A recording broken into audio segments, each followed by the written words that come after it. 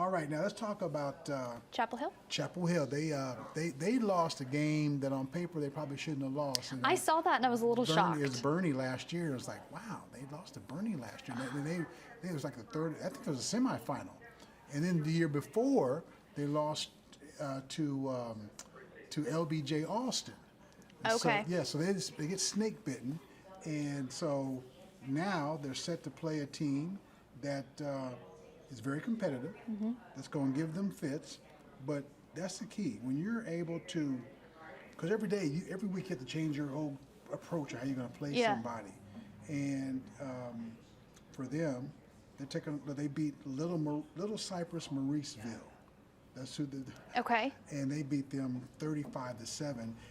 And the offense always get the headlines. The quarterback gets the girl, the cheerleader, but defense. That's where it's at. Is where Chapel Hill makes their living. So says Coach Riordan. I thought our defense played excellent Friday night. Played like their hair was on fire. Very physical, hopping around, making plays, energetic. Definitely juiced up for that first playoff game, and defense carried us to that win. Anytime you can beat a team by 28 points and only score 35, the defense did a good job. Still a lot of things to work on. Had a lot of penalties, some turnovers that are uncharacteristic of us. But that's great. We hadn't peaked yet. We're just waiting to peak, and now's a good time to do that. Talk about how valuable the playoff experience is for this team, for this program.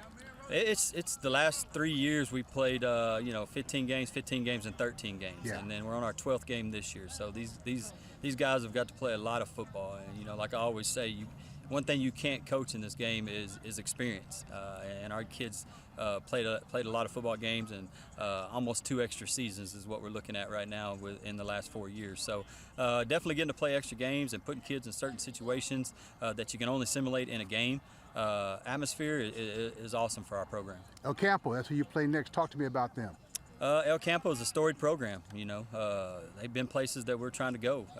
They got some great players. A little banged up right now, but still got tons of players. Starts with their 2 running backs, number 8 and number 9.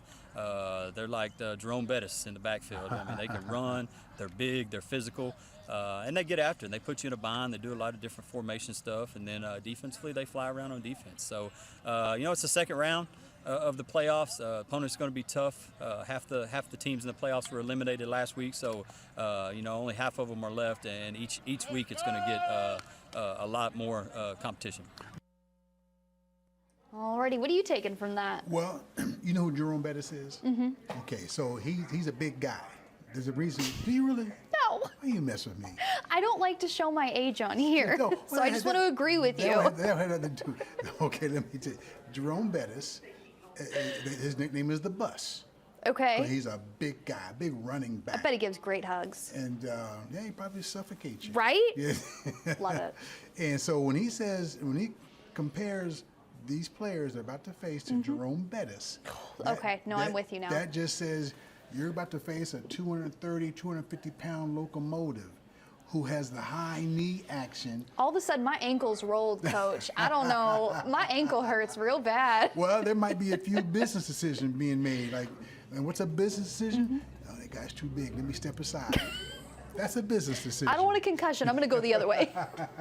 But so we're going to see, because their defense is where they've been. Well, their offense is superb, but I specifically wanted to hear him talk about that defense. Yeah. And that's who's going to have to really step up come Friday night is their defense. And so we'll see.